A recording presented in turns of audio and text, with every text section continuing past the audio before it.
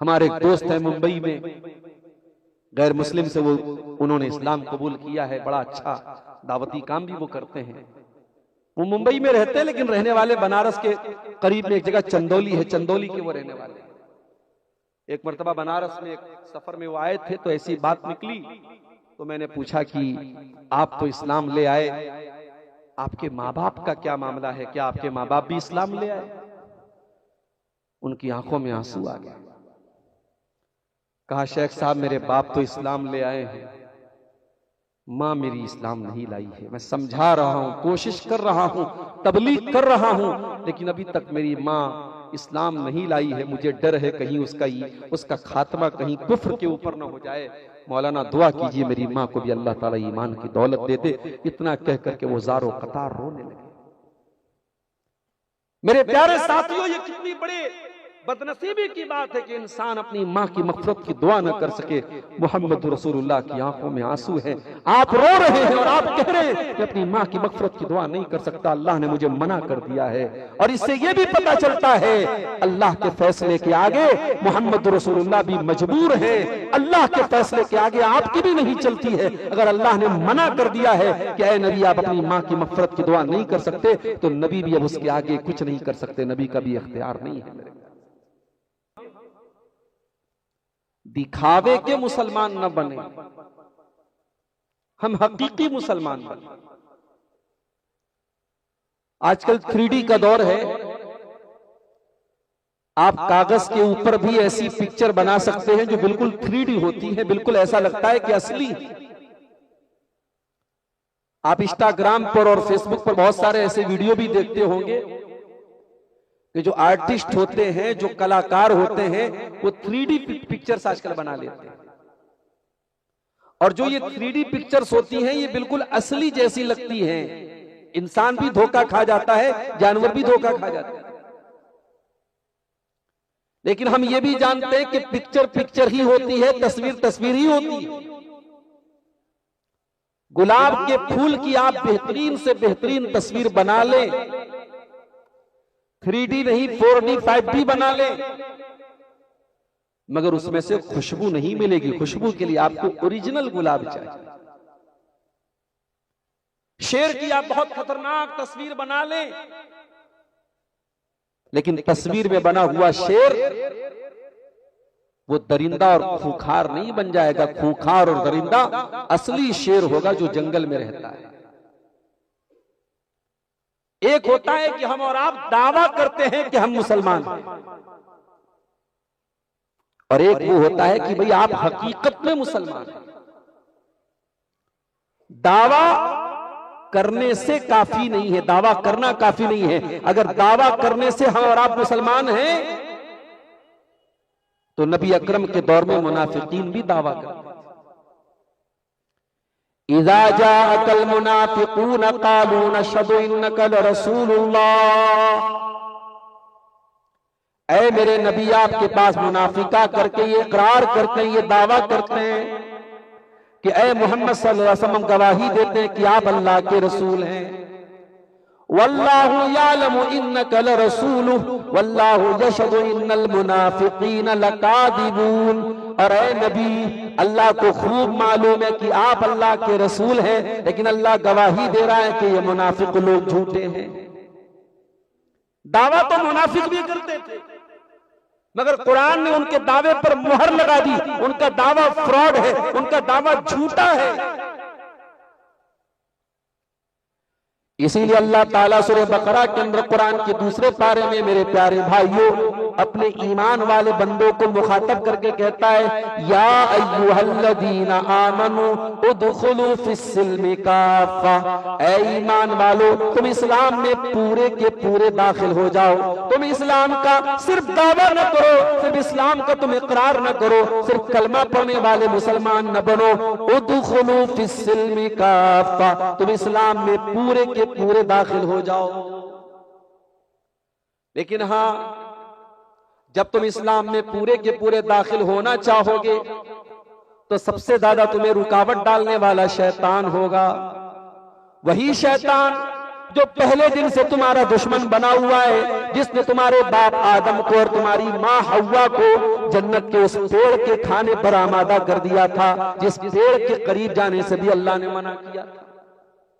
वही शैतान, वही इब्लीस जिसने तुम्हारे बाप आदम के सामने, तुम्हारी माँ हव्वा के सामने झूठी कसमें खाई थी। वक़ासमहुमा इन्नी लकुमा लमिनन नासिहीन, और कसमें खा खा के कहा था, ऐ आदम, ऐ हव्वा, मैं तुम्हारा बहुत खैरखा हूं, मैं तुम्हारी भलाई चाहता हूं, मैं इस पेड़ के खाने को इसलिए नहीं बोल रहा हूं कि मैं तुम्हारा दुश्मन हूं, मैं तो तुम्हारी भलाई चाहता हूं। और कसम खा खा के उसने धोखे में डाल दिया।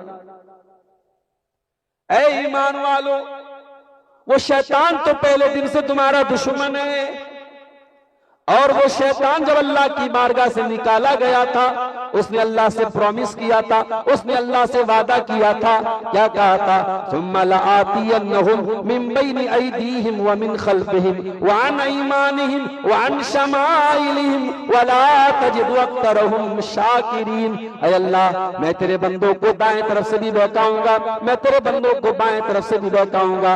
ऐ अल्लाह, मैं तेरे बंदों को आगे से भी बहकाऊंगा, और मैं तेरे बंदों को पीछे से भी बहकाऊंगा। वला तजिदु अक्तरहुम शाकिरीन, और अल्लाह, मैं प्रॉमिस करता हूं, मैं वादा करता हूं कि तेरे ज्यादातर बंदों को मैं नाशुक्रा बना दूंगा, उनको पापी बना दूंगा, उनको तेरा गुनहगार बना दूंगा। तेरे ज्यादातर बंदे तेरे नाशुक्रे बन जाएंगे।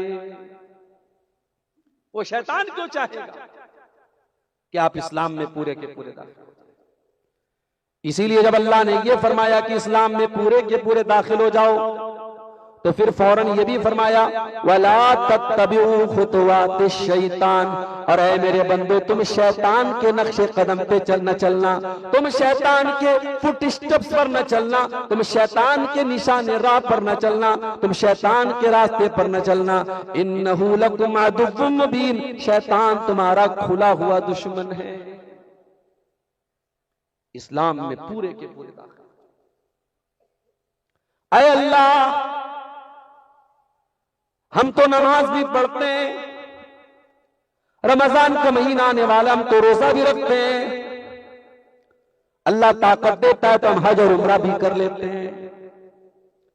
ऐ अल्लाह, हम तो मुसलमान हैं, हमने खतना भी करवाया हुआ है, हमारे नाम भी अब्दुल्ला और अब्दुर्रहमान है, हम तो मुसलमानों वाले नाम रखते हैं। ऐ अल्लाह, कौन सी कमी हमारे अंदर है कि तू ये हमसे कह रहा है कि इस्लाम में पूरे के पूरे दाखिल हो जाओ? हमारे अंदर कौन सी कमी है और हमारे इस्लाम में कौन सी कमी है कि तू हमें इस्लाम में पूरा पूरा दाखिल होने का हुक्म दे रहा है? इस सवाल का जवाब अल्लाह ताला कुरान के 30वें पारे में दे रहा है। असली दीनदारी और नकली दीनदारी में क्या डिफरेंस है, क्या फर्क है? दीनदारी का दावा करने वाला कैसा होता है और ओरिजिनल दीनदार कैसा होता है, दोनों में फर्क क्या है? अल्लाह ताला कुरान के 30वें पारे में बता रहा है।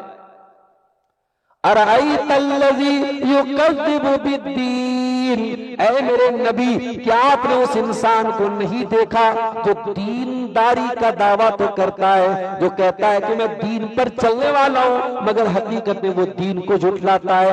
फ़ज़ालिकल्लज़ी यदउल यतीम, और उसका बहुत बड़ा सबूत ये है कि दीनदारी का दावा करने वाला यतीम को धक्के देता है, यतीम को दबाता है, यतीम का शोषण करता है, यतीम को तकलीफ में डालता है। यतीम किसको बोलते हैं? जिस बच्चे का बाप मर गया, और जब बच्चे का बाप मर जाए तो बाप बहुत बड़ी दीवार होता है, बाप बहुत बड़ा सहारा होता है। बाप मर जाए तो कोई भी थप्पड़ मार के चला जाता है, अरे भाई ये यतीम है, इसका बाप नहीं है, इसको कोई बचाने वाला नहीं है। और एक बात बोलूं, अरबी में यतीम नाबालिग को कहते हैं। अगर आप बालिग हो गए और आपका बाप मर गया तो आप यतीम नहीं है, यतीम नाबालिग को कहते हैं। ये तो अरबी में यतीम की डिफिनीशन है, यतीम की परिभाषा है। मगर हकीकत बात यह है कि आदमी 60 साल का और 50 साल का भी हो जाए, जिस दिन बाप मरता है उस दिन एहसास होता है कि हाँ मैं यतीम हो गया। जिस दिन आपके बाप का इंतकाल होगा आपको अंदाजा होगा कि बहुत सारी चिंताएं ऐसी थी जो आपका बाप अपने सर पे लेके घूमा करता था, बहुत सारी टेंशन से उसने आपको मुक्त करके रखा था, बहुत सारा बोझ था जो आपका बाप अपने सर पे लेके चला करता था। अपने बाप की जिंदगी में बाप की नाकदरी करने वालों, शायद बाप के मरने के बाद तुम्हें एहसास हो कि बाप क्या चीज होती है। अरअयतल्लज़ी युकज़्ज़िबु बिद्दीन, ऐ नबी क्या आपने उस इंसान को नहीं देखा जो दीनदारी का दावा तो करता है मगर दीन को झुठलाता है। फ़ज़ालिकल्लज़ी यदउल यतीम, वो यतीम को धक्के देता है, वो यतीम बच्चा, वो अनाथ बच्चा, वो बच्चा जिसका बाप नहीं होता है, उस यतीम बच्चे के साथ वो अन्याय करता है, वो अत्याचार करता है। आज की दुनिया पढ़ी लिखी दुनिया है, सिविल दुनिया है, और दुनिया में भी जो अंग्रेज लोग हैं, जो यूरोपियन है, वो तो अपने आप को बहुत बड़ा तहजीब याफ्ता मानते हैं। दुनिया में सबसे ज्यादा तरक्की याफ्ता यही यूरोपियन और अमेरिकन अपने आप को समझते हैं, मगर ये कितने गंदे और कितने घिनौने, इनके घिनौनेपन की और इनकी गंदगी की एक मिसाल अभी सामने आई है। आजकल बड़ा चर्चा चल रहा है ना मीडिया में, जेफरी एप्स्टीन की फाइल्स खुली हैं। अमेरिका के डिपार्टमेंट ऑफ जस्टिस ने इंटरनेट पर जेफरी एप्स्टीन की फाइल को लीक किया है और ओपन किया है। कई लाख है उस फाइल में पेजेस। और ये जेफरी एप्स्टीन कौन था? ये बहुत बड़ा सेक्सुअल क्रिमिनल था। इसने अपना आइलैंड बनाया था और 8-8 साल की, 9-9 साल की, 10-10 साल की बच्चियों को किडनैप करता था, उनके साथ रेप करता था, उन्हें सताता था, उनके साथ जिनसी दरिंदगी करता था। यहां तक उसके ऊपर इल्जाम है छोटे बच्चों को कत्ल करके उनका गोश्त खाता था। ये दरिंदे, ये इंसानियत के नाम पे ये बदनुमा दाग, और ये दुनिया को कहते हैं कि साहब हम तरक्की याफ्ता हैं, हम सिविल्ड हैं, हम तहजीब याफ्ता हैं। इनकी तहजीब पर थू, इनकी सकाफत पर थू, इनके कल्चर पर थू।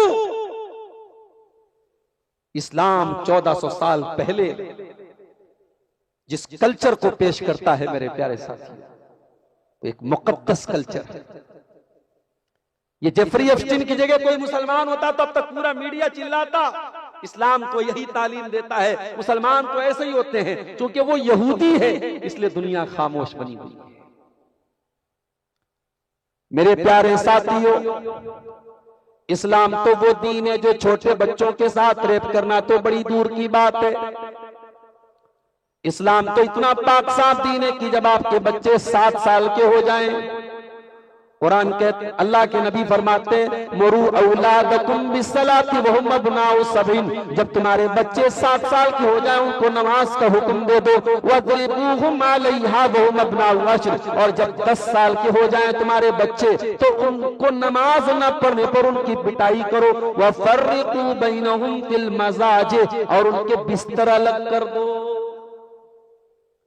10 साल का लड़का हो गया, 10 साल की लड़की हो गई, अभी वो नाबालिग है, अभी वो बालिग भी नहीं हुए, मगर इस्लाम कितना पाकीज़ा दीन है, इस्लाम कितना साफ सुथरा दीन है, और इस्लाम गंदगी और बदकारी को कितना नापसंद करता है कि नबी ने हुक्म दिया कि जब तुम्हारे बच्चे 10 साल के हो जाए तो बिस्तर अलग कर दो लड़का लड़की के, ताकि अब वो समझदार होने लगे, वो टीनेजर होने लगे, अब कहीं उनके अंदर कोई गलत ख्याल ना पैदा होने लगे, कहीं ऐसा ना हो कि भाई अपनी बहन के साथ किसी तरीके का गलत ख्याल उसके दिल में आ जाए।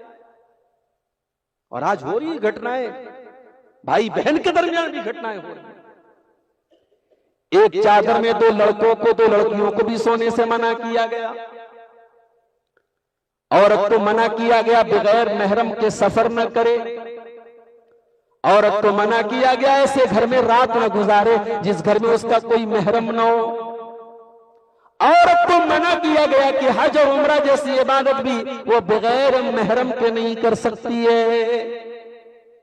ये तालीम इस्लाम ने दी है, क्योंकि इस्लाम अल्लाह का दीन है और अल्लाह के दीन पे चलने वाला छोटे बच्चों के साथ ज्यादती नहीं कर सकता है। और आज दुनिया को तहजीब का पाठ पढ़ाने वाले ये गंदे और घिनौने लोग, छोटी छोटी बच्चियां भी इनके यहाँ सुरक्षित नहीं है। और आज इंडिया के हालात भी बहुत अच्छे नहीं है। मीडिया की रिपोर्ट है, बहुत बड़ी तादाद में हमारे भारत की राजधानी दिल्ली से छोटी छोटी बच्चियां गायब हो रही हैं, छोटे छोटे लड़के गायब हो रहे हैं। या अल्लाह, ऐसा दौर भी हमें देखना था कि छोटी छोटी बच्चियों को भी माँ बाप को संभाल के रखना पड़ता है, माँ बाप को बड़ा ख्याल करना पड़ता है। कहीं छोटी बच्चियां भी जालिमों की भेंट न चढ़ जाएं, कहीं किसी दरिंदे की दरिंदगी की भेंट न चढ़ जाएं। इस्लाम तो वो दीन है मेरे प्यारे, जो गरीबों, कमजोरों, यतीमों का सहारा बनता है। यतीम का कोई पूछने वाला नहीं होता, यतीम के हक में कोई आवाज उठाने वाला नहीं होता। और चूंकि मेरे नबी तो यतीम थे, और मेरे नबी से ज्यादा यतीम का दर्द कौन समझ सकता था। मेरे नबी तो पैदा ही यतीम हुए थे। आपने आंखें खोली, गोद में लेने वाला कोई बाप आपके सर पे न था, बाप का इंतकाल हो चुका था। आपको गोद में लेने वाला दादा था, दादा ने गोद में लिया था। जब आपने होश संभाला तो आपने देखा कि बाप नहीं है, और 6 साल की उम्र आपकी होती है तो माँ भी आपको दागे मुफारकत दे के चली जाती है। हो लोगों, अल्लाह की इसमें भी बहुत बड़ी हिकमत थी। अल्लाह ने अपने नबी को यतीम बनाया, इसमें भी अल्लाह की बहुत बड़ी हिकमत थी। जब बाप होता है तो बच्चे अपने बाप पर डिपेंड हो जाते हैं, जब माँ रहती है तो बच्चे अपनी माँ के ऊपर डिपेंड रहते हैं। लेकिन जब माँ भी नहीं है, जब बाप भी नहीं है, तो बचपन से ही बच्चा सेल्फ डिपेंड होता है, आत्मनिर्भर होता है। अल्लाह ने अपने नबी को यतीम बनाया ताकि बाप और माँ का साया न हो। अल्लाह ताला खुद अपने नबी की परवरिश में, अपने नबी की तरबियत में, अपने नबी के किरदार को बनाने में अल्लाह ताला अपनी रहमत और अपना करम फरमाए। इसीलिए कुरान में अल्लाह कहता है, अलम यजिदका यतीमन फआवा। ऐ मेरे नबी, याद कीजिए आप यतीम थे, आप यतीम थे, आपके बाप भी दुनिया में नहीं थे, आपकी माँ भी दुनिया में नहीं थी। अल्लाह ने आपको फिर भी बेसहारा नहीं होने दिया। यतीम थे मेरे नबी, और यतीम से ज्यादा यतीम का दर्द कोई नहीं समझ सकता। इसीलिए अल्लाह के नबी जब अपनी माँ को याद करते थे तो रोने लगते थे। जिन औरतों ने आपको दूध पिलाया, जो रजाई माएं थी, वो कभी अगर आपके घर पे आ जाती थी, अल्लाह के नबी कुछ नहीं कर पाते तो इतना कर देते, अपने बदन पर की चादर बिछा देते। ओ अम्मा हलीमा, ओ तुमने मुझे बचपन में दूध पिलाया था, आ जाओ, ये मोहम्मद रसूलुल्लाह के बदन की चादर है, ये तुम्हारा बिस्तर बना देता हूं, तुम इस पर बैठ जाओ। ओ मेरी माँ हलीमा, ओ मेरी माँ सुहैबा, ओ मेरी माँ उम्मे ऐमन, ओ मुझे दूध पिलाने वाली मेरी माँ, मोहम्मद रसूलुल्लाह कुछ और तो नहीं कर सकता है, इतना कर सकता है कि अपनी चादर तुम्हारे लिए बिस्तर बना सकता है, अपनी चादर बिछा करके तुम्हें बिठा सकता है। एक दिन मां की बड़ी याद आई आपको, सहाबा को लेकर के आप मां की कब्र पर पहुंचे। ओ अहले हदीसो, हम शब बारात मनाने वाले तो नहीं है, हम साल की किसी एक रात में कब्रिस्तान जाने वाले तो नहीं है, मगर हां इतना जरूर कहूंगा, कब्रिस्तान जाया करो। हम इसलिए कब्रिस्तान नहीं जाते कि वहां जाके अगरबत्तियां जलाएंगे, हम इसलिए कब्रिस्तान नहीं जाते कि कब्रिस्तान को भी हम बिल्कुल महल जैसा बना दें। अभी बनारस का एक वीडियो मुझे किसी भाई ने भेजा, शबे बारात की रात का वीडियो। बनारस का एक कब्रिस्तान, इतनी लाइटें लगाई गई हैं, इतनी खुशबुएं लगाई गई हैं, इतने फूल बिछाए गए कि दूर से देख के लगता है कोई शादी का पिंडाल है। ओ लोगो, तुमने तो कब्रिस्तान की शक्ल ही बदल डाली है। मेरे नबी ने फरमाया था, ओ लोगो तुम कब्रिस्तान जाया करो, नहैतुकुम अन ज़ियारतिल क़ुबूर, मैंने पहले तुमको कब्रिस्तान जाने से मना किया था, मगर अब जाने की इजाजत दे रहा हूं, तुम कब्रिस्तान जाया करो। इसलिए जाया करो, फइन्नहा तुज़क्किरुकुमुल आखिरा, कब्रिस्तान जाने से तुम्हें आखिरत की याद आएगी, मौत की याद आएगी। ओ कब्रिस्तान पे जाकर अगरबत्ती जलाने वालों, ओ कब्रिस्तान पर फूल बिछाने वालों, ओ औरतों को, लेडीज को सजा धजा के मेकअप करके हलवा माडा के साथ कब्रिस्तान जाकर के शब बारात मनाने वालों, तुमने तो अपने नबी की हदीसों का जनाजा ही निकाल दिया, तुमने तो कब्रिस्तान का मतलब ही उलट करके। अच्छा, बड़ी अजीब बात यह है कि ये भी अकीदा रखा जाता है कि साहब शबे बारात को अब्बा की रूह घर में आती है, अम्मा की रूह घर में आती है, तो अब्बा और अम्मा के लिए हलवा बनता है। जिंदगी में माँ बाप बेचारे दवा के लिए तरस जाए, उनको दवाएं ना मिले। जिंदगी में माँ बेचारी, बेटा अलग हो गया, बहू अलग हो गया, 70 साल की बुढ़िया अपने हाथ से खाना बना के, रोटी बना के खाए, और ये बदबख्त, ये बेशरम उसके मरने के बाद शबे बारात में हलवा बना रहा है अम्मा की खुशी की। और ये अकीदा रखा जाता है कि उनकी रूहें वापस आती हैं। ये गैर मुस्लिमों का अकीदा है, ये हिंदू भाइयों का अकीदा है। इस्लाम में मरने के बाद कोई आत्मा वापस नहीं आती मेरे प्यारे साथी। इस्लाम का कॉन्सेप्ट तो ये हत्ता इज़ा जाअ अहदहुमुल मौत क़ाल रब्बिरजिऊन, मरने के बाद इंसान कहता है अल्लाह मुझे एक बार तो दुनिया में दोबारा आने का मौका दे दे, एक बार एक चांस और दे दे, लअल्ली आमलु सालिहा। ऐ अल्लाह एक चांस और मांग रहा हूँ, लड़की की शादी करने के लिए नहीं मांग रहा हूँ, मकान अधूरा उसको बनाने के लिए नहीं मांग रहा हूँ, ऐ अल्लाह दुनिया में कारोबार फैलाने के लिए नहीं मंगा रहा हूँ, ऐ अल्लाह एक चांस और मांग रहा हूँ, एक जिंदगी और मांग रहा हूँ, एक जीवन दान और मांग रहा हूँ। क्यों मांग रहा हूँ? लअल्ली आमलु सालिहा। ऐ अल्लाह बड़ी बड़ी गुनाहों में, बड़े पापों में जिंदगी गुजरी है, बड़ी नाफरमानियों में जिंदगी गुजरी है। ऐ अल्लाह तुझको बहुत नाराज किया है, बहुत गुनाह किए, बहुत पाप किए, रातों में किया है, दिन में किया है, सबके सामने किया, अकेले में किया। ऐ अल्लाह एक चांस और दे दे, पश्चाताप करने का, तौबा करने का, नेक अमल करने का। ऐ अल्लाह एक जीवन तू और दे दे। मैं वादा करता हूँ, मैं प्रॉमिस करता हूँ, मैं प्रतिज्ञा करता हूँ, मैं अहद करता हूँ, मैं एग्रीमेंट करता हूँ, ऐ अल्लाह नेक अमल करूंगा, अमल साले करूंगा, अच्छा अमल करूंगा। अल्लाह फरमाता कल्ला it will never be happen, ये होने वाला नहीं है, ये कभी नहीं होगा। ऐ मेरे बंदे, हमारा उसूल ही नहीं, हमारा कानून ही नहीं है कि मरने के बाद कोई दुनिया में दोबारा आ जाए।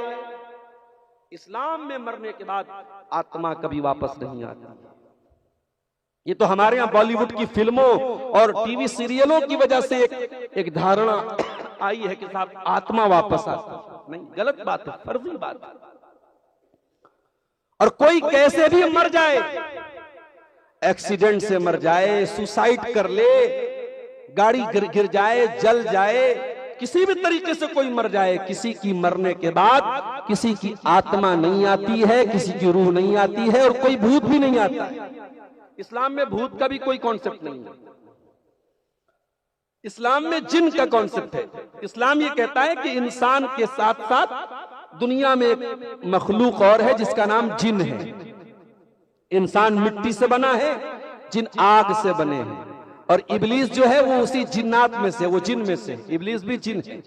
तो जिन में अच्छे भी होते हैं, बुरे भी होते हैं, नमाज पढ़ने वाले भी होते हैं, बेनमाजी भी होते हैं, अच्छे भी होते हैं, बुरे भी होते हैं। तो जिन होते हैं, भूत प्रेत नाम की कोई चीज दुनिया में नहीं।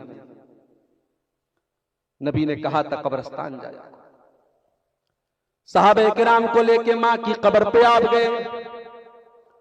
6 साल की उम्र में जिस माँ को खोया था, अपनी माँ को याद किया आपने, माँ की ममता को याद किया, माँ का प्यार याद आया। मोहम्मद रसूलुल्लाह की आंखों से आंसू बहने लगे, आप रोने लगे, और आपको रोता हुआ देख करके सहाबे किराम की आंखों से भी आंसू बहने लगे, सहाबे किराम भी रोने लगे। आपने फरमाया, ओ मेरे सहाबा, तुम्हें मालूम है मैं क्यों रो रहा हूँ? मैंने अल्लाह ताला से इजाजत मांगी थी, अल्लाह मैं अपनी माँ की कब्र पे जाना चाहता हूँ। अल्लाह ने मुझे अपनी माँ की कब्र पे जाने की तो इजाजत दे दी, और मैंने इजाजत मांगी, ऐ अल्लाह मैं अपनी माँ की मग़फ़िरत की दुआ करना चाहता हूँ। अल्लाह ने मुझे अपनी माँ की मग़फ़िरत की दुआ करने की इजाजत नहीं दी। अगर आपकी माँ तौहीद पर मरी है, और आप जब दुआ के लिए हाथ उठाएं और अपनी माँ की मग़फ़िरत की दुआ कर सकते हैं, तो आप खुशनसीब हैं मेरे प्यारे साथियों। अगर आपके बाप का इंतकाल तौहीद पर हुआ है तो आप खुशनसीब हैं, वरना जिसकी माँ बेचारी इस्लाम पर न मरे, जिसके बाप का इंतकाल तौहीद पर न हो, वो बदनसीब अपने माँ बाप के लिए मग़फ़िरत की दुआ भी नहीं कर सकता।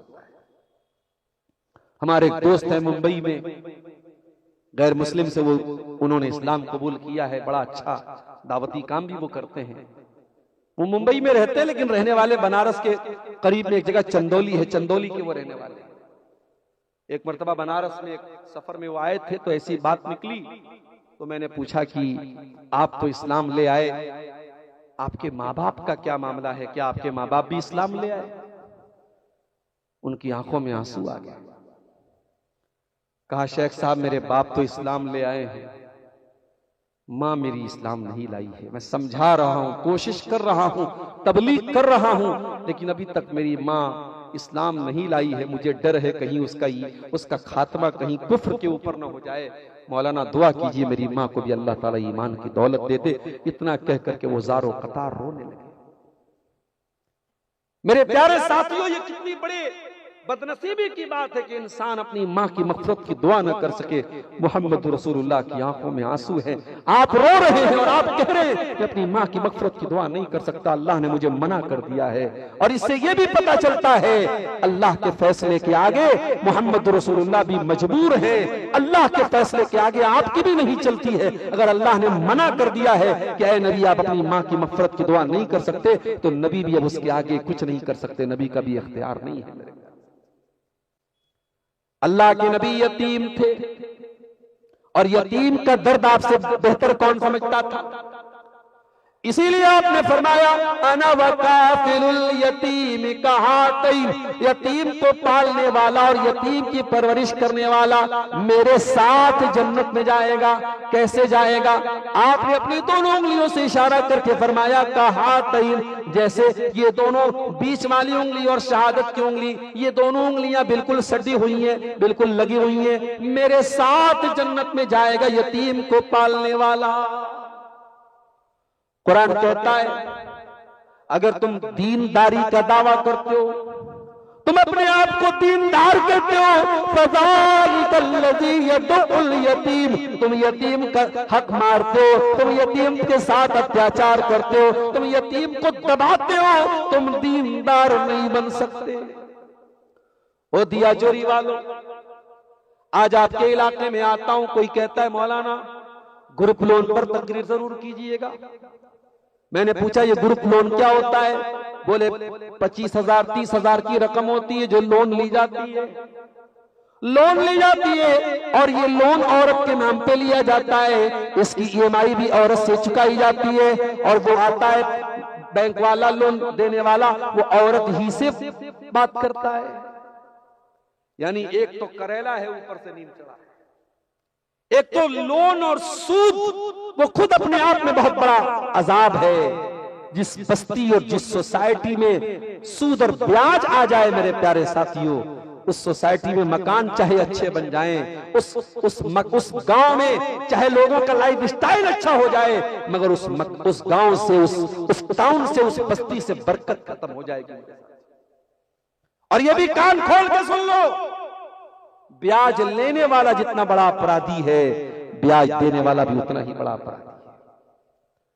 आप अगर ये कहते हैं मौलाना साहब हमारी मजबूरी है, हम ग्रुप लोन नहीं लेंगे तो हमारा काम नहीं चलेगा, तो आओ मैं बताता हूं मजबूरी किसको कहते हैं। मजबूरी किसको कहते हैं सुन लीजिए आप। कुरान कहता है इन्नमा हर्रमा अलैकुमुल मैतत वद्दम वलहमल खिंजीर, अल्लाह ने तुम्हारे ऊपर बहता हुआ खून हराम किया है, खून नहीं पी सकते तुम। अल्लाह ने तुम्हारे ऊपर मुर्दार हराम किया है, मरे हुए जानवर का तुम गोश्त नहीं खा सकते जो खुद ब खुद मर गया हो, चाहे वो जानवर हलाल हो, बकरा हो, दुम्बा हो, मुर्गा हो, जो खुद ब खुद मर गया, जिसको ज़बा तुमने नहीं किया, वो मुर्दार है, मरा हुआ, उसका तुम गोश्त नहीं खा सकते। वलहमल खिंजीर, तुम सूअर का गोश्त नहीं खा सकते।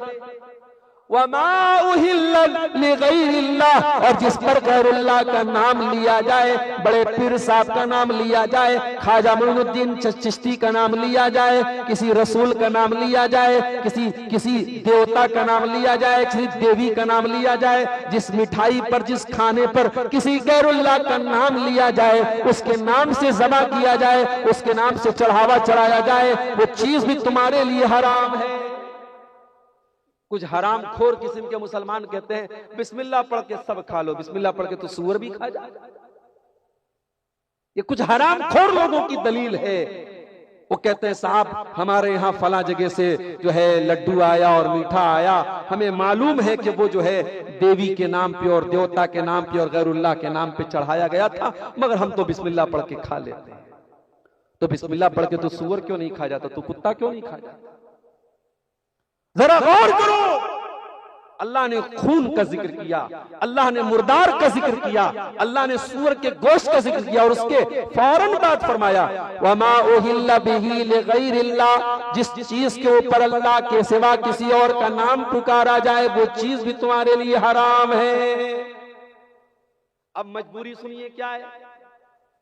अब एक इंसान भूखा मर रहा है, उसके सामने खाने की कोई चीज नहीं है, मरा हुआ मुर्गा का गोश्त है, मरे हुए बकरे का मुर्दार बकरे का गोश्त है या सूअर का गोश्त है, उसकी जान जा रही है।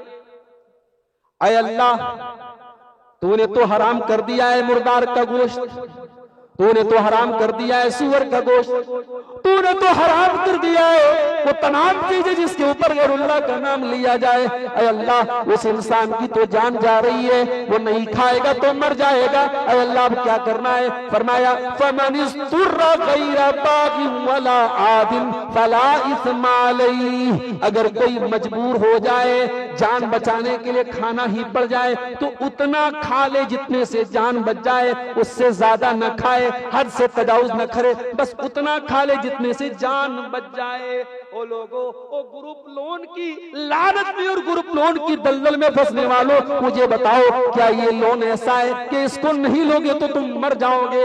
नहीं नहीं, आज हम तो शौक के लिए लोन ले रहे हैं। किसी को 1 लाख का मोबाइल लेना है, वो 10,000 महीना कमा रहा है, वो 1 लाख का मोबाइल लोन पे ले रहा है। किसी को 10 लाख की गाड़ी लेना है, 10 लाख रुपये उसके पास नहीं है, वो लोन पे गाड़ी ले रहा है। किसी को छोटे मोटे पैसे की जरूरत है, 30,000 40,000 वो लोन ले रहा है। ओ लोगो, तुम ब्याज पर लोन ले रहे हो, तुम ब्याज दे रहे हो, तुम अल्लाह की नबी की हदीस कैसे भूल सकते हो? आपने फरमाया लानल्लाहु आकिल रिबा व मुकिलहु व कातिबहु व शाहिदही, सूद खाने वाले पर भी अल्लाह की लानत, सूद खिलाने वाले पर भी अल्लाह की लानत, सूद की गवाही देने वाले पर भी अल्लाह की लानत और सूद लिखने वाले पर भी अल्लाह की लानत।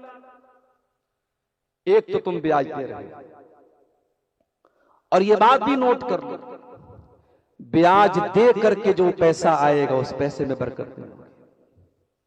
अरे आप तो 20-25 हजार की बात कर रहे हैं। मैं बरेली में गया, बरेली में गांव है, इलाका है धौरा टाडा, चावल का कारोबार होता है, करोड़पति लोग हैं। मुझे लोगों ने बताया मौलाना यहाँ बड़ी बड़ी मिलें लगी हुई हैं चावल की, और 10-10 लाख 20-20 लाख की मशीनें हैं, और बैंक से लोन पर लोग लेते हैं। और लोगों ने बताया कि मौलाना जिसने भी बैंक से लोन लेकर के मशीनें लगाई है उसका नुकसान हुआ है, वो बर्बाद हुआ है, उसके घर में बेदीनी आई है, उसके घर से बरकत खत्म हुई है। और क्यों न हो, मेरे रब का कुरान कहता है और कयामत तक कुरान की आयत जिंदा रहेगी और कुरान की आयत पुकारती रहेगी, यमहकुल्लाहु रिबा व युर्बिस सदकात, अल्लाह सूद और ब्याज को मिटाता है और अल्लाह सदका खैरात में बरकत देता है। जब जब मुसलमान ब्याज खाएगा, जब जब मुसलमान सूद खाएगा, जब जब मुसलमान सूद ब्याज देगा लेगा, उसके घर से बरकत खत्म हो जाएगी।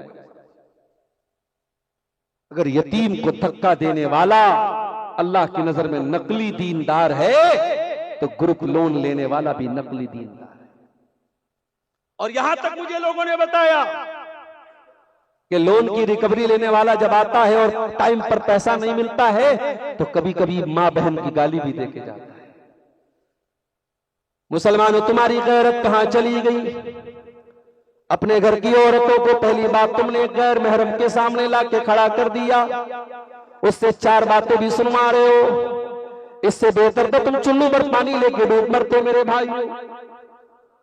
मुसलमानों, तुम गैरतमंद बनो, गैरत वाले बनो, तुम्हारी पहचान गैरत से होती है। और जो बेगैरत हो जाए वो कयामत के दिन भी अल्लाह की रहमत नहीं पाएगा। अल्लाह के नबी फरमाते कि 3 ऐसे बदनसीब लोग होंगे जिनकी तरफ कयामत के दिन अल्लाह ताला न तो देखेगा, न बात करेगा, न पाक और साफ करेगा। नंबर 1 अल-आक अल-मरअतुल मुतरज्जिला, मर्दों की नकल करने वाली, मर्दों के जैसा टाइट कपड़ा, मर्दों के जैसी चाल ढाल अपनाने वाली, और वल आग को लेवाली दही, अपने माँ बाप को सताने वाला। और नंबर 3 अद्दयूस, बेगैरत मर्द, जिसकी औरत बेपर्दा घूमे, जिसकी औरत गैर महरम के सामने घूमे, जिसकी औरत फेसबुक पर फोटो लगाए, जिसकी बेटी और बहन इंस्टाग्राम पर अपने वीडियो डाले और उसको कोई फर्क न पड़े। बेगैरत किसको कहते हैं मैं बताऊं आपको? आपको इंटरनेट पर बहुत सारे बेगैरत लोग मिल जाएंगे जो इंस्टाग्राम और फेसबुक पर अपनी बीवी के नंगे होने की कमाई खाए। मुझे कभी कभी हैरत होती है कि औरत गंदे गंदे वीडियो बना रही है, गंदे वल्गर जोक बना रही है, आधे अधूरे कपड़े बना रही है और उस वीडियो में उसका शौहर भी मौजूद है। शौहर बेचारा बत्तीसी दिखा रहा है, ही हंस रहा है। उसकी बीवी पूरी दुनिया के सामने अपने जिस्म की नुमाइश करे और शौहर बेचारा बत्तीसी दिखाए। इसका मतलब कि चंद पैसों के लिए वो शौहर बेगैरत हो चुका है, उसने अपनी बीवी की गैरत का सौदा कर लिया। बेगैरत मत बनो मेरे प्यारे साथियों, गैरत वाले बनो। हम गैरत वाले हैं, हमारी कौम गैरत वाली है, हम गैरत वाले नबी से हमारा ताल्लुक है। अल्लाह के नबी के एक सहाबी थे, उनका नाम साद इब्न उबादा था।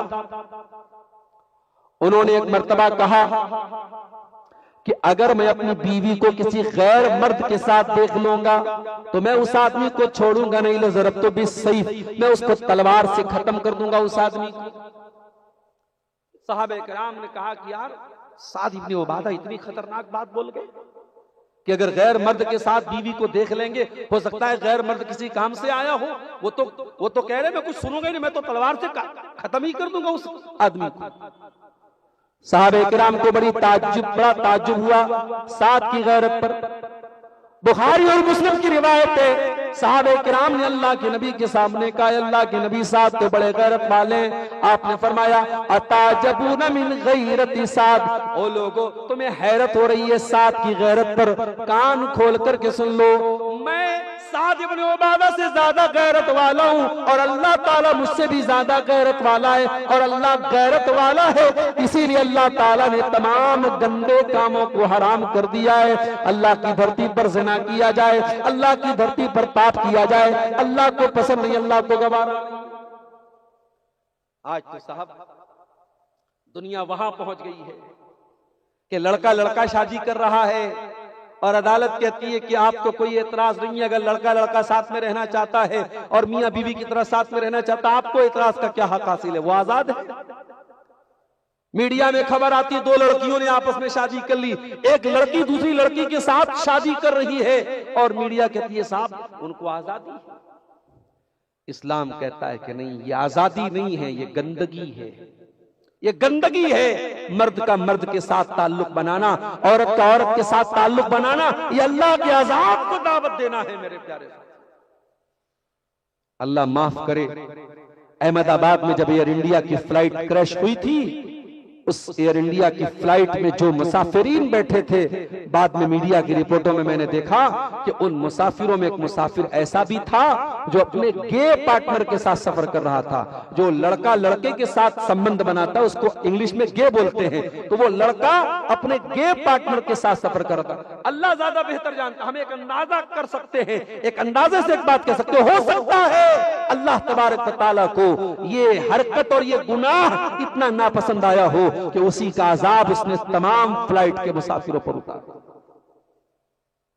जब कौम लूत पर अल्लाह का अजाब आया था तो क्या कौम लूत के बच्चे नहीं थे, कौम लूत की औरतें नहीं थी, लेकिन अल्लाह का अजाब आया तो पूरी कौम पर आया। आसमान से पत्थरों की बारिश हो गई, पूरी कौम लूत को अल्लाह ताला ने उलट दिया, पूरी कौम लूत को उलट दिया और आसमान से पत्थरों की बारिश हुई, क्योंकि लूत अलैहिस्सलाम की कौम ये दुनिया की पहली कौम थी जहां मर्द मर्द से संबंध बनाता था, जहां मर्द मर्द के साथ बदकारी करता था।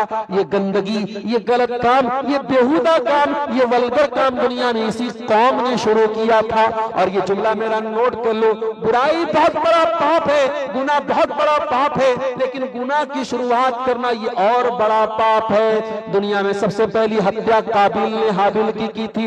जब तक दुनिया में हत्या होती रहेगी, कत्ल होता रहेगा, मर्डर होता रहेगा, अल्लाह के नबी फरमाते हैं कि काबिल की गर्दन पर उसका गुनाह पड़ता रहेगा, क्योंकि दुनिया में पहली हत्या अगर किसी ने की थी तो काबिल ने अपने भाई हाबिल की की थी। दुनिया में सबसे पहली हत्या काबिल ने हाबिल की थी। जब तक दुनिया में हत्या होती रहेगी, कत्ल होता रहेगा, मर्डर होता रहेगा, अल्लाह के नबी फरमाते हैं कि काबिल की गर्दन पर उसका गुनाह पड़ता रहेगा, क्योंकि दुनिया में पहली हत्या अगर किसी ने की थी तो काबिल ने अपने भाई हाबिल की की थी।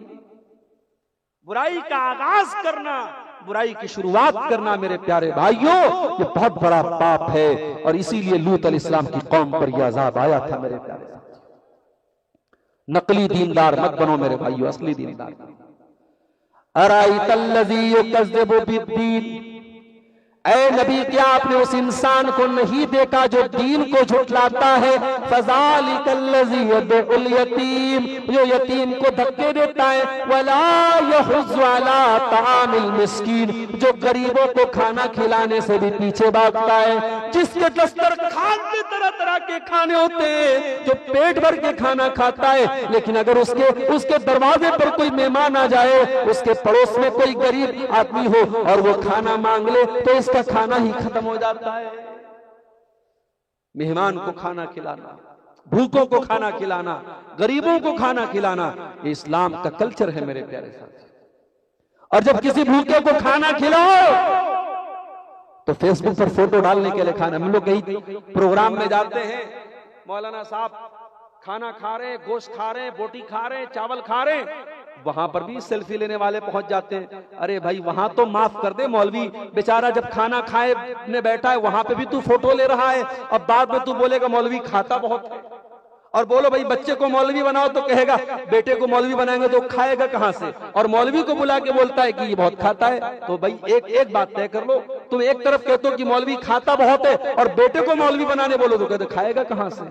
मेरे प्यारे साथियों, आज हम और आप गौर करें कि मेहमान को खाना खिलाने में भी हमारी जान निकलती है, लेकिन इस्लाम का कल्चर है कि खाना खिलाया जाए, मेहमानों को, गरीबों को, यतीमों को खाना खिलाया जाए। और इसलिए नहीं कि उनके साथ सेल्फी लेना हो, इसलिए नहीं कि उनके साथ फोटो लेना हो, अल्लाह की रजा के लिए, अल्लाह को राजी करने के लिए खाना खिलाना चाहिए। कल जुमा का दिन है, जुमा के दिन आप फजर की नमाज पढ़ने मस्जिद में जाते हैं तो इमाम साहब दूसरी रकात में सूरह दहर पढ़ाएंगे। सूरह दहर में ये आयत आप सुनेंगे। अगर आप मस्जिद में जाएंगे और फजर पढ़ेंगे तो इमाम साहब सूरह दहर पढ़ेंगे और उसमें ये आयत भी आप सुनेंगे, वयुतिमून अत्ताम अला हुब्बिही मिस्कीनन व यतीमन व असीरा। मेरे नेक बंदे यतीमों को खाना खिलाते हैं, कैदियों को खाना खिलाते हैं, गरीबों को खाना खिलाते हैं। और जब खाना खिलाते हैं तो क्या कहते हैं, इन्नमा नुतइमुकुम लिवजहिल्लाह। ऐ गरीबों, ऐ यतीमों, ऐ मिस्कीनों, हम तुम्हें अल्लाह की रजा के लिए खाना खिला रहे हैं। ला नुरीदु मिनकुम जज़ाअन वला शुकूरा, हमें तुमसे कोई बदला नहीं चाहिए, हमें तुमसे कोई शुक्रिया नहीं चाहिए। इन्ना नखाफु मिन रब्बिना यौमन अबूसन कमतरीरा, हमें तो कयामत के दिन का डर है, हमें तो अल्लाह ताला के अजाब का डर है। तो जो नकली दीनदार है वो तो एक टाइम का खाना भी किसी को खिलाने के लिए तैयार है। ओ मेरी प्यारी माँ बहनों, आज आपको भी अपना जायजा लेने की जरूरत है। आज मेहमान घर में आ जाए और शौहर आके कह दे एक मेहमान आ रहा है तो बीवी की पेशानी पर बल पड़ जाते हैं। मेहमान आ गया, रोटी ज्यादा बनाना पड़ेगा, गोश्त ज्यादा बनाना पड़ेगा, मेहनत ज्यादा करनी पड़ेगी। ओ मेरी प्यारी माँ बहनों, अगर कभी तुम्हारे घर पे मेहमान आ जाए तो तुम इसको खुश नसीबी समझ लेना। तुम मेहमान के लिए 2-4 रोटियां ज्यादा बना लेना, तुम मेहमान के लिए थोड़ी मेहनत ज्यादा कर लेना, इस पर भी इंशाअल्लाह तुमको सवाब मिलेगा। ओ मेरी प्यारी माँ बहनों, नबी के दौर में एक सहाबी अल्लाह के नबी के पास आते हैं, अय अल्लाह के नबी कई दिनों का भूखा हूं, कुछ खाने को तो खाना खिला दीजिए। नबी ने अपने घर में पूछा, अपनी बीवियों से पूछा कि अगर कुछ खाने का हो तो भिजवा दो। नबी की 9 बीवियां थी, 9 दस्तरखान थे, 9 किचन थे, 9 बीवियां खाना बनाया करती थी। लेकिन 9 की 9 बीवियों की तरफ से जवाब आया, अय अल्लाह के नबी आज हमारे घर में खाने को कुछ भी नहीं है। अय अल्लाह के नबी आज हमारे घर में खाने को कुछ नहीं है। ओ दिया जोरी वालों, आज आपके घर में माशाअल्लाह जब आप अपने घर का रेफ्रिजरेटर खोलते हैं, जब अपने घर का फ्रिज खोलते हैं, उसमें तरह तरह के फल फ्रूट भी मौजूद हैं, उसमें दूध और मक्खन भी मौजूद है, उसमें तरह तरह की नेमतें मौजूद हैं। आपके किचन में हर वक्त खाने को कुछ न कुछ मौजूद है। ओ लोगों, तुम कितने खुश नसीब हो, अल्लाह ने तुमको कितनी नेमतों से नवाजा है। ये मोहम्मद रसूलुल्लाह का घर है, ये अल्लाह के आखिरी नबी का घर है। और नबी की 9 बीवियों के घर में किसी बीवी के घर में खाने को कुछ भी नहीं है। 9 बीवियों ने जवाब दे दिया, अय अल्लाह के नबी हमारे घर में खाने को कुछ नहीं है। नबी ने पूछा, ऐ मेरे सहाबा, ये मेरा मेहमान है, कोई है जो अपने घर में मेरे मेहमान को ले जाके खाना खिला दे।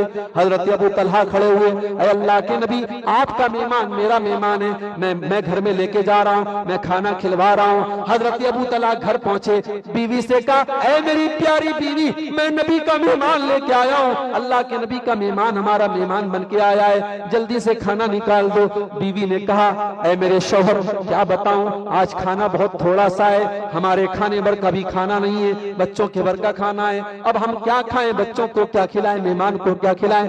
कहा कोई बात नहीं, 9 मिस्रियान, मेरी प्यारी बीवी, बच्चों को बहला फुसला के सुला देना और मैं मेहमान को लेके आता हूँ, तुम प्लेट में खाना रख देना और मेरे सामने खाली प्लेट रख देना। जैसे ही खाने का टाइम आए, तुम चिराग की बत्ती को बुझा देना, तुम लाइट को ऑफ कर देना, तुम रोशनी को बंद कर देना। मेहमान के सामने मैं ये ड्रामा करूंगा कि मैं खाना खा रहा हूँ, ताकि मेहमान को ये ना लगे कि वो तो खा रहा है और उसका मेजबान भूखा है। ऐ मेरी बीवी, मेहमान का पेट भर जाए, ये नबी का मेहमान है, मेहमान का पेट भर जाए, हमारा क्या है, हम आज भूखे रह लेंगे, कल फिर खा लेंगे। चुनांचे इन दोनों मियां बीवी ने ऐसा ही किया, बच्चों को बहला फुसला के सुलाया और खाली बर्तन रख करके अबू तलहा मुंह चलाते रहे, हाथ चलाते रहे और मेहमान ने पेट भर के खाना खा लिया। जब मेहमान ने खाना खा लिया और रात गुजर गई, सुबह हुई और अबू तलहा रज़ी अल्लाह तआला अल्लाह के नबी के पास आए। नबी अकरम ने फरमाया, ऐ अबू तलहा, तुम्हारे अमल से और तुम्हारी बीवी के अमल से अल्लाह ताला बहुत खुश हुआ है, अल्लाह ताला ने बहुत अल्लाह ताला खुश हुआ है और अल्लाह ने कुरान की आयत नाजिल कर दी है, वयुतिरूना अला अनफुसिहिम वलौ कान बिहिम खसासा। मेरे नबी के अंसारी साहबा वो हैं, मेरे नबी के मदीना के अंसारी साहबा वो हैं जो अपना हक कुर्बान करके दूसरों को खाना खिला देते हैं, जो खुद भूखे रह के दूसरों को खाना खिला देते हैं। ये थे सहाबा, ये थे असली दीनदार। और जो हमारी तरह नकली दीनदार होते हैं, उनकी क्या हालत होती है, वला फज़ालिकल्लज़ी यदउल यतीम वला यहुज़्ज़ु अला तामिल मिस्कीन। जो नकली दीनदार है वो गरीब को खाना तक नहीं खिलाता। फ़वैलुल लिल मुसल्लीन। फिर जरा गौर से सुनना दिया जोरी वालों, तुमने कभी कभी दीनदारी का मतलब ये भी समझ लिया है, चोरी करते रहो, बहन का हक मारते रहो, ब्याज का काम करते रहो, हराम धंधा करते रहो, लेकिन 5 टाइम पाबंदी से नमाज पढ़ो, मस्जिद में पहली सफ में रहो। माफ करना मेरे भाई, मैं ऐसे आदमी की नमाज को गलत नहीं कह रहा हूं, लेकिन नमाज पढ़ लेना ये काफी नहीं है मेरे प्यारे साथी। अगर एक इंसान नमाजी है 5 टाइम का, तो ये इस बात की गारंटी नहीं है कि वो असली दीनदार है। कुरान क्या कह रहा है, फ़वैलुल लिल मुसल्लीन। बर्बादी है, वैल है, जहन्नम है नमाज पढ़ने वालों के लिए। हाय अल्लाह, ये तो बड़ी खतरनाक बात तूने कह दी। हम तो आज तक यही तकरीर सुनते थे, नमाज पढ़ो नमाज पढ़ो। हम तो नमाज में पहली सब में जा रहे हैं, हम तो जाड़े के मौसम में ठंडे ठंडे पानी से वजू करके पहली सब में शामिल हो रहे हैं। अय अल्लाह, तू तो नमाज पढ़ने वालों को भी जहन्नम में जाने की बात कह रहा है। अय अल्लाह, फिर दीनदार कौन है? फरमाया फ़वैलुल लिल मुसल्लीन अल्लज़ीना हुम अन सलातिहिम साहून। मेरे बंदो, तुमने नमाज का मतलब ही नहीं समझा। अगर नमाज पढ़ने के बाद में तुम्हारे अंदर ज़नाकारी और बदकारी के जरासीम पाए जा रहे, अगर नमाज पढ़ने के बावजूद भी तुम हराम धंधे कर रहे हो, अगर नमाज पढ़ने के बाद भी तुम्हारी आंखें गंदी चीजें देख रही हैं, अगर नमाज पढ़ने के बाद भी तुम अपनी बहन का हक मार रहे हो, अगर नमाज पढ़ने के बाद भी तुम अपनी बेटियों पर जुल्म कर रहे हो, तो ओ लोगों, तुमने नमाज का मतलब ही नहीं समझा। नमाज सिर्फ कसरत करने का नाम नहीं है, नमाज सिर्फ सर झुकाने का नाम नहीं है, नमाज सिर्फ एक्सरसाइज करने का नाम नहीं है, नमाज तो दिल के साथ अल्लाह से जुड़ने का नाम है। अल्लज़ीना हुम अन सलातिहिम साहून। ऐसे नमाजियों के लिए बर्बादी है जो नमाज से गाफिल हैं, जिन्होंने नमाज का मतलब ही नहीं समझा।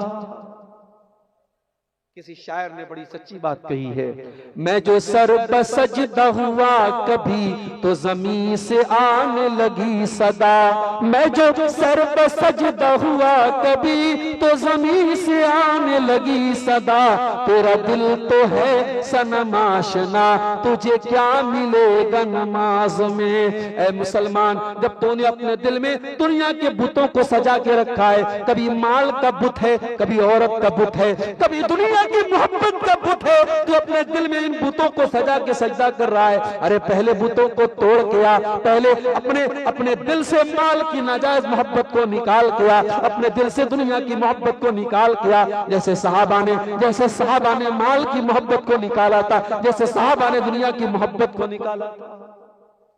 क्या साहबा को माल से मोहब्बत नहीं थी?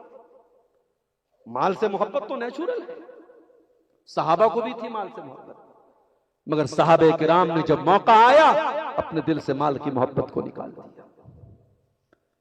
एक सहाबी का खजूरों का बाग था, अपने खजूरों के बाग की बाउंड्री कर रहे थे। उनके पड़ोसी का एक खजूर का पेड़ रास्ते में आ रहा था जो बाउंड्री में रुकावट बन रहा था। उन्होंने अपने पड़ोसी से कहा कि भाई, मुझे अपने खजूर के बाग की बाउंड्री करना है, तुम्हारा ये पेड़ मेरी बाउंड्री में आड़े आ रहा है, तो अपना ये पेड़ मुझे बेच दो। वो आदमी मुनाफिक था, उसने कहा नहीं बेचूंगा। साहबी अल्लाह के रसूल के पास आए, अरे अल्लाह के नबी, मैं अपने बाग की बाउंड्री करना चाहता हूं, एक खजूर का पेड़ बीच में आ रहा है, मैंने उससे खरीदने की भी बात की मगर वो नहीं दे रहा है।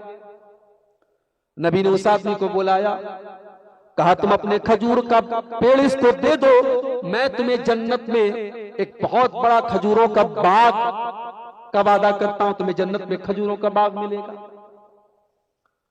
वो मुनाफिक आदमी तब भी तैयार नहीं हुआ। इतना बड़ा ऑफर अल्लाह के रसूल ने पेश किया, जन्नत में खजूरों का पूरा बाग मिलने की बात कही, मगर वो मुनाफिक तैयार ना हुआ। साहबा में एक सहाबी बैठे हुए थे, उनका नाम अबू दहदा था। अबू दहदा के पास बहुत बड़ा खजूरों का बाग था। अबू दहदा ने उस मुनाफिक से कहा, मेरे भाई तू एक काम कर, ये जो पेड़ है, इस पेड़ के बदले अल्लाह के रसूल ने जन्नत में खजूर का बाग देने का वादा किया है और तू ये देने को तैयार नहीं। एक काम तू कर, तो ये पेड़ मुझको बेच दे, मैं बहुत बड़ा खजूरों का बाग तुझको फ्री में दे देता हूं। तू इस एक पेड़ के बदले मुझसे पूरा खजूरों का बाग ले ले, मैं इस पेड़ के बदले जन्नत में बाग चाहता हूं। मुनाफिक आदमी था, वो दुनियादार आदमी था, वो तैयार हो गया और अबू दहदा ने वो खजूरों का पूरा बाग दे दिया और वो एक पेड़ खरीद करके अपने मुसलमान भाई को दे दिया कि भाई तुम ले लो और अपने मकान की बाउंड्री कर। उसके बाद अबू दादा अपनी बीवी के पास आते हैं। बीवी उसी खजूरों के बाग के अंदर काम कर रही थी। अबू दादा गेट के बाहर, दरवाजे के बाहर से अपनी बीवी को आवाज देते हैं, ऐ उम्मे दादा बाहर आ जाओ, ये खजूरों का बाग मैंने बेच दिया है। और ऐ उम्मे दादा, ये खजूरों का बाग मैंने एक पेड़ के बदले बेचा है, एक पेड़ मैंने लिया है और इस पूरे बाग को मैंने दे दिया है। लेकिन ऐ उम्मे दादा, वो एक पेड़ लेकर के अल्लाह के नबी से मैंने जन्नत में खजूरों के बाग का वादा हासिल कर लिया है। उम्मे दादा फौरन खजूरों के बाग से बाहर निकली और कहने लगी, ऐ मेरे शौहर, ऐ मेरे सरताज, आपने कोई घाटे का सौदा नहीं किया है, आपने बड़े प्रॉफिट का सौदा किया है, आपने बड़े मुनाफे का सौदा किया है, आपने बहुत बहुत फायदा कमाया है, आपने कोई घाटे का मुनाफे का कोई घाटे का सौदा नहीं किया है। माल से मोहब्बत तो सहाबा को भी थी मेरे भाई, लेकिन जब मौका आया उन्होंने माल की मोहब्बत को दिल से निकाल दिया।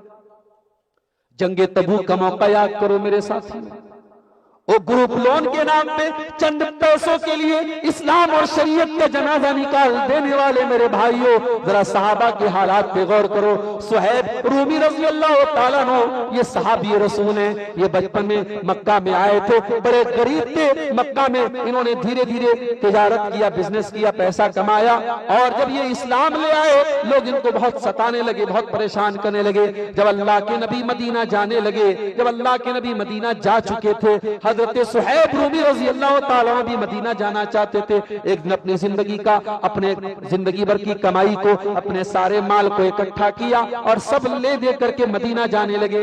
मक्का के काफिरों ने इनके ऊंट की नकेल को पकड़ लिया, इनके ऊंट की लगाम को पकड़ लिया और कहा, ऐ सुहैब कहाँ जा रहे हो? कहा मैं मदीना जा रहा हूँ, अपने नबी के पास जा रहा हूँ। कहा ऐ सुहैब तुम सारा माल लेकर के मोहम्मद रसूलुल्लाह के पास जाना चाहते हो, हम तुम्हें जाने नहीं देंगे। कहा फिर क्या करोगे? कहा ऐ सुहैब तुम्हें जाना है तो जाओ, लेकिन ये माल तो तुमको छोड़ के जाना पड़ेगा, ये पैसा तो तुमको छोड़ के जाना पड़ेगा। ऐ सुहैब तुम जब बचपन में मक्का में आए थे तो तुम्हारे पास फूटी कौड़ी नहीं थी, हमारे बीच में रह के तुमने बिजनेस किया, कारोबार किया, पैसा कमाया और आज सब लेके मदीना जाना चाहते हो। ऐ सुहैब हम एक ही शर्त पर तुमको जाने देंगे, सारा माल तुमको छोड़ के जाना पड़ेगा। ओ लोगों, माल कब पूरी जिंदगी की कमाई थी, पूरी जिंदगी का माल था। सुहैब रूमी ने 10 मिनट का टाइम भी नहीं मांगा, 5 मिनट का टाइम भी नहीं मांगा, 5 सेकंड भी नहीं लगाए और कहा कि ठीक है ऐ मक्का के काफिरों, अगर तुम्हारी इसी में खुशी है तो ठीक है, मैं सारा माल तुम्हारे हवाले कर रहा हूं। और वहीं से सुहैब रूमी सारा माल उनको दे करके खाली हाथ मदीना पहुंचते हैं। मदीना पहुंचे, सुबह सवेरे फजर का टाइम था, नबी अकरम सल्लल्लाहु अलैहि वसल्लम फजर की नमाज पढ़ा रहे थे। सुहैब रूमी पीछे सब में जाकर के शामिल हो जाते हैं। नबी अकरम जब सलाम फेरते हैं, अपने सहाबी को देखते हैं, सुहैब रूमी को देखते हैं, अल्लाह के नबी खड़े हो जाते हैं और सुहैब रूमी की तरफ बढ़ करके उनको गले लगाते हैं और गले लगा करके पहला जुमला जो अल्लाह के रसूल की जबान से निकलता है, अल्लाह के नबी फरमाते हैं रबिहतल बैया, रबिहतल बैया। ऐ सुहैब मुझे अल्लाह की तरफ से सब बता दिया गया है। ऐ सुहैब तूने सारी जिंदगी की कमाई इस्लाम के लिए कुर्बान कर दी, तूने अल्लाह की राह में कुर्बान कर दी। ऐ सुहैब तूने कोई घाटा नहीं कमाया, तूने फायदा कमाया है, तूने फायदे का सौदा किया है। रबिहतल बई, ऐ सुहैब तेरी इस तजारत पर तुझे मुनाफा मिलने वाला है। ओ लोगों, ओ दुनिया के कैलकुलेशन पर भरोसा करने वालों, ओ दुनिया के नाप तौल पे भरोसा करने वालों, ओ दुनिया के जोड़ घटाव पे भरोसा करने वालों, मेरे रब का कैलकुलेशन तो अलग है, मेरे रब का कैलकुलेटर तो अलग है, मेरे रब का हिसाब किताब तो अलग है। सहाबे किराम ने सब गंवा करके भी कुछ नहीं गंवाया, सब कुर्बान करके भी उन्होंने अल्लाह की रजा को पा लिया। ये थे सहाबे किराम, ये असली दीनदार थे। और माफ कीजिएगा, हम और आप दीनदारी के दावे हैं मगर हमारी दीनदारी नकली है। मेरे प्यारे फवैलुल लिल मुसल्लीन, बर्बाद हुई ऐसी नमाज पढ़ने वालों के लिए, अल्लज़ीना हुम अन सलातिहिम साहून, जो नमाज पढ़ते तो है मगर उनका दिल कहीं और होता है, दिमाग कहीं और होता है, जो नमाज से गाफिल होते हैं। अल्लज़ीना हुम युराऊन, जो रियाकारी करते हैं, जो दिखावा करते हैं। अरे आज तो दिखावा इतना बढ़ गया, उम्रा करने जाते हैं लोग, वहां पे भी इबादत कम हो रही है, सेल्फी ज्यादा ली जा रही है। कोई तवाफ के दौरान सेल्फी ले रहा है, कोई सफा मरवा के दरमियान सेल्फी ले रहा है। बॉलीवुड की हीरोइनें भी उम्रा करने जाती हैं, वो मदीना के अंदर मस्जिद नबी की छतरियों के नीचे अपनी खूबसूरत खूबसूरत फोटो खिंचवा रही हैं। और आजकल एक नया चोचला चला है, मदीने में शादी है। मेरी बीवी एक दिन मुझसे कहने लगी कि बड़े खुश नसीब हैं वो लोग जो मदीने जाके शादी करते हैं।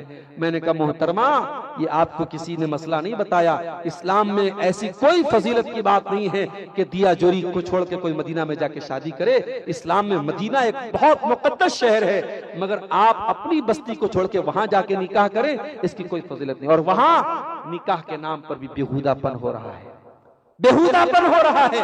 दुल्हन, बेचारी दुल्हन के गेटअप में लहंगा पहन करके और बेपर्दा होकर के मस्जिद नबी के सामने, और एक तरफ लड़का बैठा है, दुल्हा बैठा है, एक तरफ दुल्हन बैठी है, और मौलवी साहब बेचारे वो कह रहे हैं कि आपका निकाह फला के साथ किया जाता है। लड़का भी कबूल है बोल रहा है, लड़की भी कबूल। हालांकि हम सब ये भी जानते हैं कि लड़की से कबूल करवाना ये इसकी कोई जरूरत नहीं है, लड़की से इजाजत ले लेना काफी है। लेकिन हमारे यहाँ बाकायदा लड़के से भी कबूल है, कबूल है, कबूल है करवाया जा रहा है, लड़की से भी कबूल है करवाया जा रहा है। और वो बाकायदा बगैर पर्दे के कैमरे के सामने, और मदीना के अंदर और मस्जिद नबी के सामने। ये आजकल नया चोंचला चला है। और यही नहीं, मक्के के अंदर आ जाइए, तवाफ कर रहे हैं मियाँ बीवी। अब वो जो बीवी बेचारी है वो खाने काबा के गिलाफ पर अपना हाथ रखती है और शौहर भी हाथ रखता है और उसको सेल्फी लेकर के उसको जो है स्टेटस पे लगाते हैं कि हम ये इतना बड़ा हमने झंडा गाड़ दिया, हम खाने काबा के गिलाफ तक पहुंच गए और शौहर और बीवी दोनों का हाथ खाने काबा के गिलाफ पे। अरे अल्लाह के बंदो, ये चोंचलेबाजी और कुछ नहीं है। याद रखो, अगर आप तवाफ कर रहे हैं और आप खाने काबा तक पहुंच सकते हैं तो ठीक है, पहुंच जाइए और वहां खाने काबा से चिमट करके आप दुआ कीजिए, दुआ की फजीलत है। मगर वहां सेल्फी लेकर के हाथ खींच करके फोटो लेना, इसका कोई मतलब नहीं है और इससे कोई फजीलत साबित नहीं होती है। तो रियाकारी तो आज मेरे प्यारे साथियों, माफ करना, हमारी इबादतों में भी दाखिल हो गई है। आज हमारा बस चले तो हर नमाज के टाइम हम सेल्फी लें और मतलब आजकल तो अजीब हाल है भाई। मैं कभी कभी रमजान में देखता हूं लोग सलाम फेरने के बाद जल्दी से मोबाइल निकाल लेते हैं। ऐसा लगता है कि जैसे ही नमाज पढ़ लिया अब मैसेज आ गया कि हाँ भाई आपकी नमाज कबूल हो गई, नमाज की कबूलियत का मैसेज आ गया, इतना जल्दी लोग मोबाइल निकाल लेते। अरे भाई, दुनिया के सारे झमेलों को छोड़कर मस्जिद के गेट में आओ। जब मस्जिद में दाखिल हो तो मोबाइल और व्हाट्सएप और फेसबुक ये सब बाहर छोड़ के आओ। यहां आए हो तो अल्लाह से अपना ताल्लुक जोड़ दो। कुरान क्या कह रहा है? ये नकली दीनदारी है। फवैलुल लिल मुसल्लीन अल्लज़ीना हुम अन सलातिहिम साहून। ये नकली दीनदारों की अलामत है जो नमाज पढ़ते हैं लेकिन फिर भी गाफिल रहते हैं। अल्लज़ीना हुम युराऊन, जो दिखावे के लिए नमाज पढ़ते हैं, जो रियाकारी करते हैं। व यमनऊनल माऊन, और छोटी छोटी चीजों को भी देने से कतराते हैं। कोई पड़ोसी नमक मांगने चला आए, कोई पड़ोसी माचिस मांगने चला आए तो इतने कमजोर दिल के होते हैं कि नमक और माचिस तक देने के लिए तैयार नहीं होते हैं। वयमनऊनल माऊन, छोटी छोटी घरेलू चीजें भी ये किसी को देने के लिए तैयार नहीं होते हैं। ये नकली दीनदार होते हैं। और असली दीनदार कैसे होते हैं मेरे प्यारे साथियों?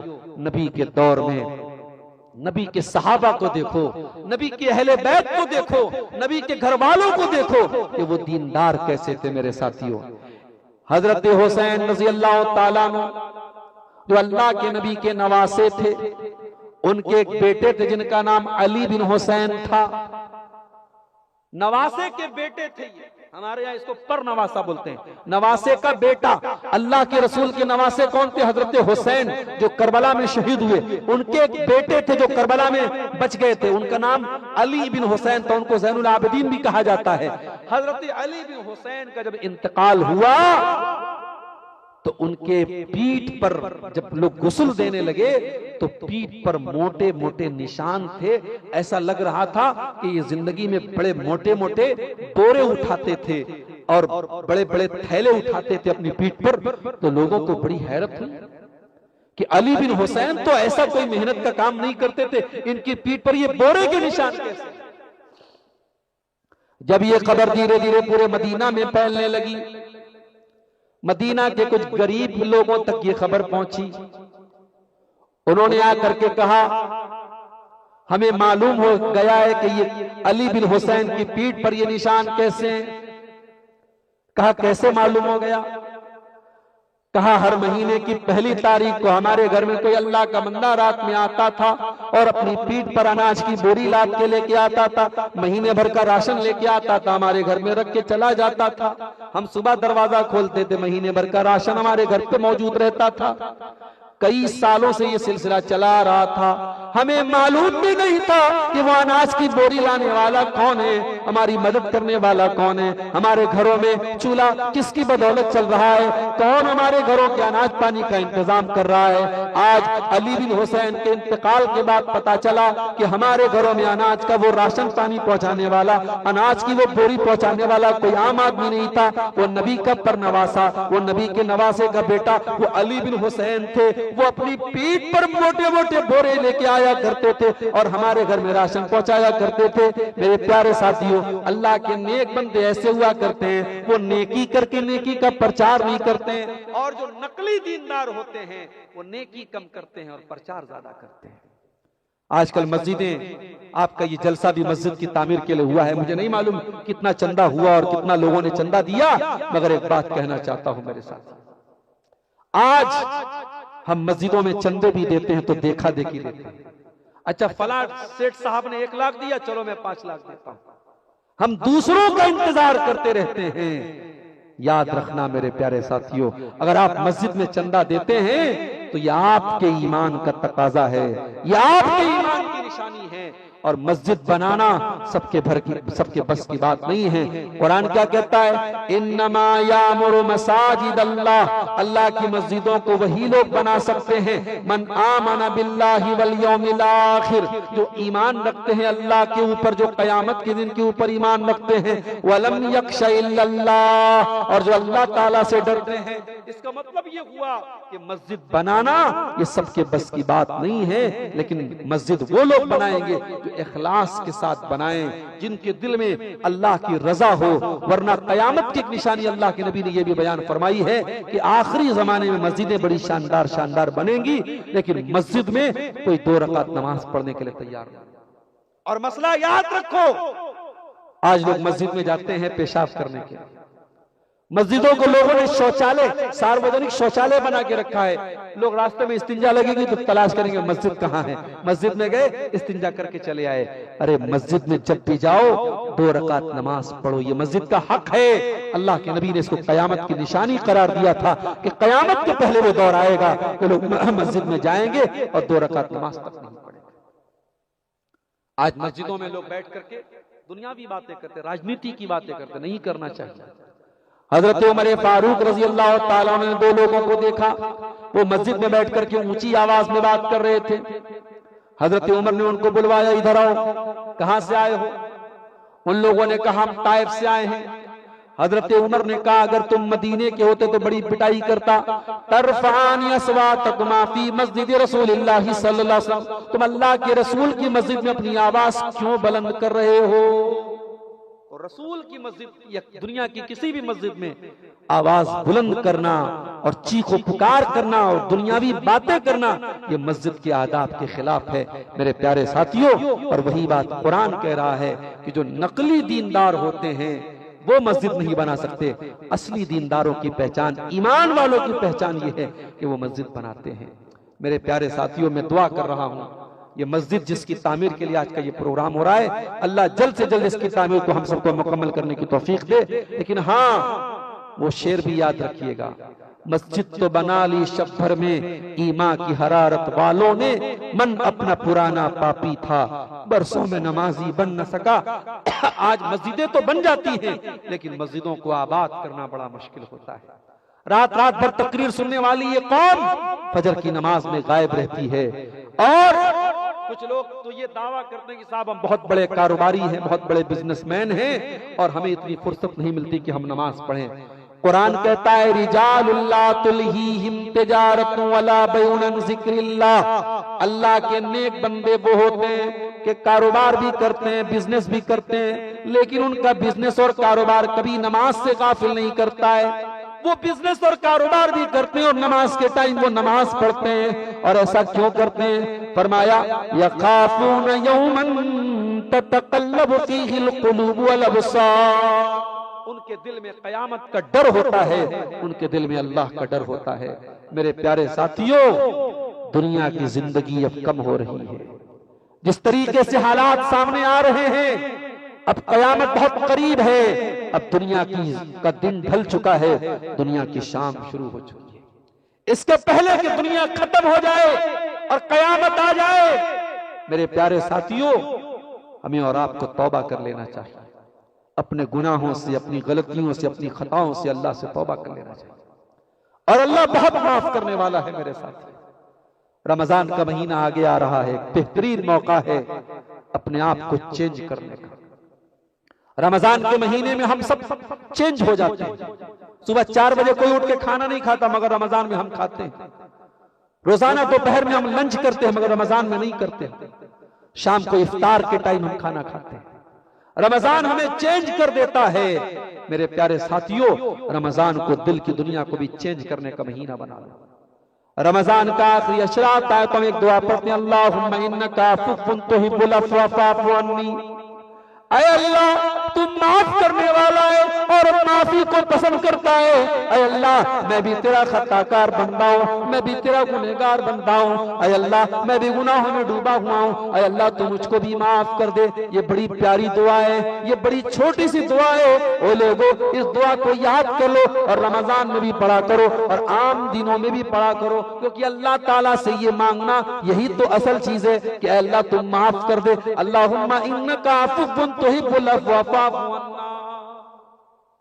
एक मर्तबा हजरत आयशा ने पूछा था अल्लाह के नबी से, ऐ अल्लाह के नबी, कुरान कहता है क़यामत के दिन जिसका नाम है अमाल उसके दाहिने हाथ में दिया जाएगा, फसौफ युहासबु हिसाबन यसीरा, उसका आसान हिसाब लिया जाएगा। ऐ अल्लाह के नबी, आसान हिसाब का क्या मतलब है? अल्लाह के नबी ने फरमाया, ऐ आयशा, आसान हिसाब का मतलब ये इन्नमा ज़ालिकल अरज़ु, कि क़यामत के दिन बंदे का नाम है अमाल, बंदे के करतूत, बंदे का कच्चा चिट्ठा अल्लाह के सामने पेश किया जाए और अल्लाह ताला नजरअंदाज कर दे, अल्लाह ताला इग्नोर कर दे, अल्लाह ताला दरगुजर कर दे, अल्लाह ताला माफ कर दे, अल्लाह ताला पूछताछ न करे, अल्लाह ताला जांच पड़ताल न करे। यही आसान हिसाब है। और ऐ आयशा, कान खोल के सुन लो, और जिसके नाम अमाल की जांच पड़ताल होगी कि तूने ये काम क्यों किया, तूने फला रात में ये पाप क्यों किया, तूने फला दिन ये काम क्यों किया, जिसके नाम अमाल की जांच पड़ताल होगी, ऐ आयशा, वो तो हलाक हो जाएगा, वो तो बर्बाद हो जाएगा। इसीलिए अल्लाह के नबी दुआ किया करते थे, अल्लाहुम्मा हासिबनी हिसाबन यसीरा, ऐ अल्लाह तू मेरा आसान हिसाब फरमा दे। मेरे प्यारे साथियों, हमें और आपको भी अल्लाह से यही दुआ करनी चाहिए। और दुनिया में अगर हमने किसी का हक मारा है, किसी के साथ ज्यादती की है, तो मरने के पहले मेरे भाइयों उससे जाके माफी मांग लो, उसका हक अदा कर दो। किसी के साथ अन्याय किया है तो जाके बात खत्म कर दो, इससे पहले कि कयामत के दिन हमें उसकी भारी कीमत चुकानी पड़े। अल्लाह के नबी फरमाते हैं, लतुअद्दुन्नल हुकूक इला अहलिहा यौमल क़ियामा, तुम्हें कयामत के दिन जरूर हक देना पड़ेगा। जिसका हक तुमने दुनिया में लिया है कयामत के दिन देना पड़ेगा। हत्ता युक़ाद लिशातिल जलहा मिन शातिल करना, यहाँ तक कि अगर बगैर सींग वाली बकरी के ऊपर अगर सींग वाली बकरी ने अत्याचार और जुल्म किया है तो उसको भी हिसाब देना पड़ेगा। मेरे प्यारे साथियों, आज मुल्क के हालात भी हमारी आंखों के सामने हैं और आज हम देख रहे हैं कि किस तरीके से ताकतवर कमजोर को दबा रहा है। लेकिन हमें खुशी इस बात की है कि इस देश में अभी भी अमन, चैन और शांति को कायम रखने वाले लोग भी मौजूद हैं। अगर उत्तराखंड की सरजमीन पर एक मुसलमान बूढ़े को कुछ लोगों ने जबरदस्ती उसके साथ जुल्म करने की कोशिश की तो दीपक नाम के एक नौजवान ने आगे बढ़ा और जब उस बूढ़े को बचाया और लोगों ने पूछा कि तुम कौन होते हो उसको बचाने वाले, तुम्हारा नाम क्या है, तो उस दीपक ने इंसानियत की एक मिसाल पेश करते हुए कहा था कि अगर तुम्हें मेरा मजहब ही पूछना है तो मेरा नाम मोहम्मद दीपक है। मैं दीपक भी हूं, मैं मोहम्मद भी हूं, मैं इंसानियत का मानने वाला हूं। तुम एक बूढ़े पर अत्याचार कर रहे हो, मैं इसको गवारा नहीं कर सकता। मेरे प्यारे साथियों, आज इस मुल्क में उस दीपक जैसे नौजवानों को हमें अपने साथ लेने की जरूरत है। और याद रखो, जज्बात की पॉलिटिक्स करने वाले और जज्बाती नारे लगाने वाले और दूसरों के खिलाफ नफरत का बीज बोने वाले वो कभी इस कौम की भलाई नहीं चाहते। हम इस देश के अंदर हैं, इस देश के वासी हैं और इस देश के फैसले हमारे बगैर नहीं हो सकते। हमें हमारे नबी ने हमें सिखाया है कि हमें जहां हम अकलियत में और कम तादाद में हैं वहां अबू तालिब जैसे लोगों को हमें साथ में लेने की जरूरत है। वहां हमें ऐसे लोगों को जो इंसानियत को मानते हैं, जो अमन और शांति को के ऊपर एतमाद करते हैं, हमें ऐसे लोगों को साथ में लेने की जरूरत है। और इंशाअल्लाह हमें यकीन है कि इस मुल्क में फिर से इंशाअल्लाह इंसानियत, अमन और भाईचारा कायम होगा और जहां जहां नफरत की हवाएं चल रही हैं वो इंशाअल्लाह खत्म होगी। हम दुआ करते हैं रब्बुल आलमीन से अल्लाह ताला हमारे इस गुलशन की हिफाजत फरमाए। रब्बुल आलमीन हमें सही मानों में दीनदार बना दे। रब्बुल आलमीन हमें कुरान करीम की इन दोनों आयतों की रोशनी में दीनदारी के तकाजों पर अमल करने की तौफीक अता फरमा। ये एक दो सवालात आए हैं, जवाब सुन लीजिए। क्या ज़कात का रुपया मस्जिद व मदरसा में तामीर कर सकते हैं? देखिए, हिंदुस्तान के जो हालात हैं, यहां मुसलमान माशाअल्लाह एक बड़ी तादाद में है, यहाँ ज़कात के अलावा बाकी पैसे से भी मस्जिद बन सकती है। लिहाजा चूंकि ज़कात हम हर जगह नहीं खर्च कर सकते, ज़कात के लिए अल्लाह ताला ने बाकायदा कुरान में मसारिफ बयान किए हैं कि ज़कात कहाँ कहाँ हमें देना है। सूरह तौबा के अंदर अल्लाह ने बयान कर दिया है कि ज़कात सिर्फ 8 जगह खर्च कर सकते हैं, उसमें मस्जिद नहीं है। तो जैसे अमेरिका वगैरह में या यूरोपियन कंट्रीज में जहां मुसलमानों की तादाद बहुत कम है और वहां मुसलमानों के पास इतनी क्षमता नहीं है कि वो आम पैसे से, सदका खैरात के पैसे से मस्जिद बना सके, तो वहां तो उलमा का फतवा है कि वहां ज़कात की रकम से मस्जिद बना सकते हैं। लेकिन हिंदुस्तान जैसे मुल्क में जहां अल्हम्दुलिल्लाह आपके पास वसाइल हैं, यहां आप मस्जिद की तामीर में ज़कात की रकम नहीं लगाएंगे। आप सदका और खैरात वो भी आपके लिए आखिरत में ज़खीरा बनेगा।